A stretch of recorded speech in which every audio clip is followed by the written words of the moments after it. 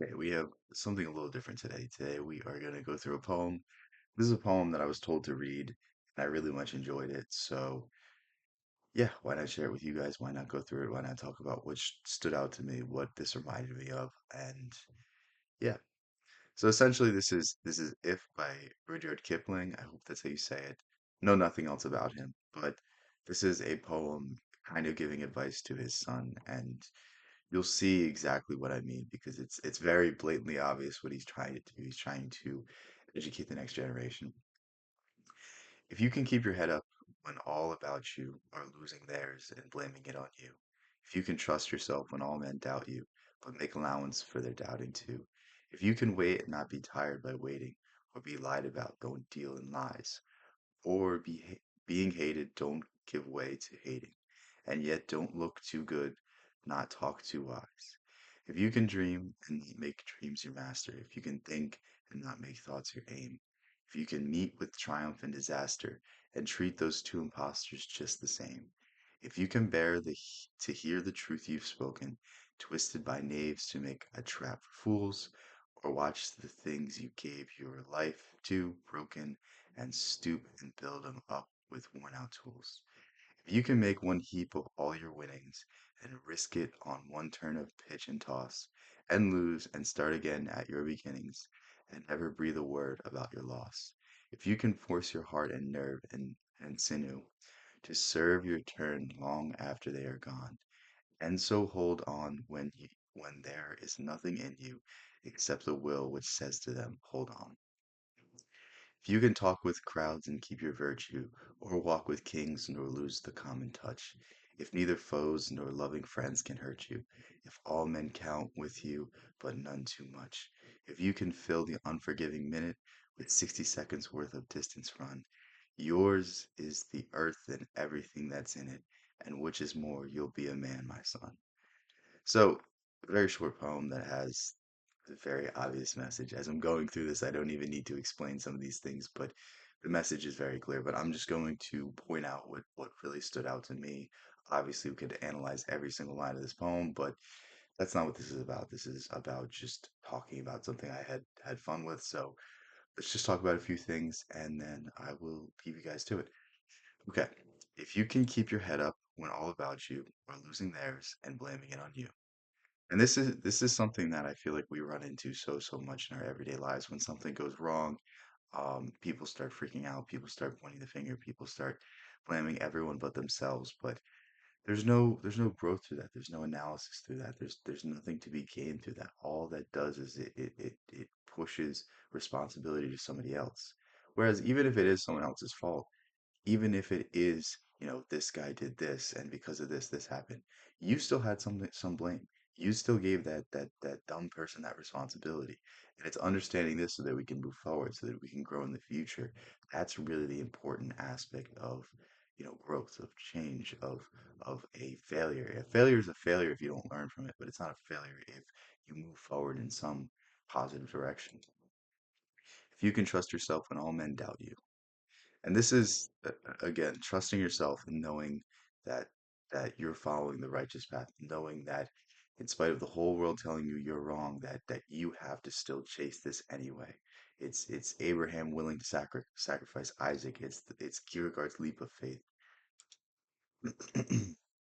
If you can dream and not make dreams your master, if you can think and not make thoughts your aim. And this is so important because I feel like there's this like whole like cottage industry about like goals and making goals and how important goals are. But I simply think goals are you admitting to yourself that you don't like your current life. You admitting to yourself that there's something wrong with this current state. And I think whenever you obsess about a goal, whenever you make it something that you need to have, then you make your current existence not great. And I think we also focus on the wrong aspect of things. It's not the goal or the destination that you enjoy. It's the process. It's the journey. It's the things that you have to do in order to get there. If you won the lottery today and got a certain amount of money versus if you've been working on a certain project and finally got rewarded for that today, what would feel better? You got the same amount of money, but what would feel better? It would be the one that you had to triumph. It would be the one that you had to face fear, face doubt, face failure and understand that in spite of all these things, I am triumphant. I am better than this thing. I overcame this thing. And what that's saying is it's not the destination that matters, it's the ups and downs along the way. As Tolkien said, not all who wander are lost. You're meant to struggle, you're meant to experience pain. And without those things, nothing's worth it. You can think and not make thoughts your aim. And again, this is not focusing on the end state, not focusing on the end goal, that you are really, really appreciating your time, that you are really falling in love with the process. There's some saying, and I'm gonna butcher it, but it's something along the lines of you can't beat somebody that loves what they're doing. And think of like the people that you aspire to the most. You know, the people that I love their writing the most, it's not people that wrote for the sake of making money. It was people that wrote for the sake of writing. You know, Kafka never experienced any sort of success in his life for his writing, but yet he's one of my favorite writers simply for the fact that he enjoyed doing it. It was something he had a passion for. It was something he was going to do regardless of monetary value. And you know, you could say he's a failure in the material sense of things, in the worldly success of things, but he left a legacy that was far beyond anything that we could even hope to replicate simply for the fact that he followed his passion. And I think that's something very significant. I think that's something that we all need to start chasing instead of the result. Stop caring so much about the damn result. If you can make one heap of all your winnings and risk it all on one turn of pitch and toss, I don't know what pitch and toss is, but we'll just say gambling, and lose and start again at your beginnings and never breathe a word about your loss. And this is something, it's being able to face struggle, being able to fail, being able to pick yourself back up that makes all the difference. Think of how many people that fail one time and are defeated and give up and never pursue what it is that they wish to pursue. And it really is something that's very difficult to explain. But the only thing that separates you from your goal, I know it's just talking about how bad goals are, but the only thing that separates you from a life that you want to live is a certain amount of failures, 1,000 failures, 2,000 failures, a million failures, however many failures that you're separated by. But we have to first go through those things before we are able to experience the good times. And it's understanding this, and it's understanding that the more we dwell on a failure, the more it will continue to operate in our world. But the more we move on, we learn from the mistake, we learn from what went wrong, we become better for it, the less it has an impact on us. If you can talk with crowds and keep your virtue, or walk with kings, nor lose the common touch. Again, think of like when people are in crowds, this is like a Gustave Le Bon idea, but when people are in crowds, they kind of lose their humanity. Think of like a riot or think of a rebellion and all sorts of things. And, you know, you have common everyday people do some of the worst atrocities known to man. And what is that? And it's being able to keep your individuality surrounded by people that aren't living up to the right standard. You know, you don't follow the crowd, you don't follow the pack. You do what you know is right. You don't do what other people are doing because it's popular. You don't blindly follow orders.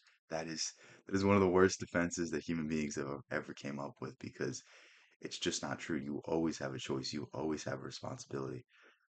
Or walk with kings nor lose your common touch. And this is something that's also very important because there's a lot of people that get to this elevated status in society and they think that this makes them better than other people. Think of how many comedians become extremely successful and then immediately they're not funny anymore because they're no longer in touch with what once made them funny. They're no longer in touch with the darkness in humanity or the funny aspects of life. They're now a pampered, yeah, yeah, pampered is the word I was thinking about. They're now a pampered, spoiled brat, and they no longer speak with the same veracity because of that. Sorry, I just woke up. So, if neither foes nor loving friends can hurt you, if all men count with you, but none too much. Neither foes or loving friends can hurt you. Think about it this way, like people can only hurt you if you let them. Um, you know, it's somebody tries to make fun of you, and if you have a grand reaction, then immediately they're gonna keep making fun of you because they know they can get a rise out of you. But if you just laugh with them, it kind of takes away all the power of it. It kind of takes away the exact response they wanted. So even if it's not genuine, even if it is not exactly what you feel, it's always better to let somebody know that they can't hurt you. It's always better to understand that they're trying to get a certain reaction and not give it to them. Yours is the earth and everything that's in it, and which is more, you'll be a man, my son. Okay. And I think this is, it's not just advice for men. I think everyone can take this because there's a layer of truth in all advice. And, really my overall impression of this is it reminds me of Cicero's advice to his son. And I don't remember exactly what Cicero said in that letter. To me, Cicero's philosophy is not that memorable as his life is. I think his life and his example and the things he did are far more interesting than his exact philosophy because it seems just he's just taking stuff from other stuff. I really think that he has ideas that are super novel. I'd rather read Seneca. I'd rather read Plato. I'd rather read the actual people where these ideas are coming from. But anyway, he says something along the lines of, if you have the capacity to be a good ruler, be a good leader, you have the responsibility to do so. And to me, this kind of reminds me of this in a certain way because he's giving this advice to his son, and this is a very good poem. I know nothing else about Rudyard Kipling. He could be the worst person ever. I would have no idea, but this is a really good poem, and it has a really good sentiment, and it's teaching you always follow the middle path. Don't get too high, don't get too low. There's a lot of correlation with Stoicism that you can find in this. There's a lot of correlation with Taoism that you could find in this. And yeah, hopefully I do more of these because this was very fun to do. Analyze a short little poem, talk about it, talk about what stood out to me, and share it with you guys. So with that said, I will catch you guys in the next one. Peace out.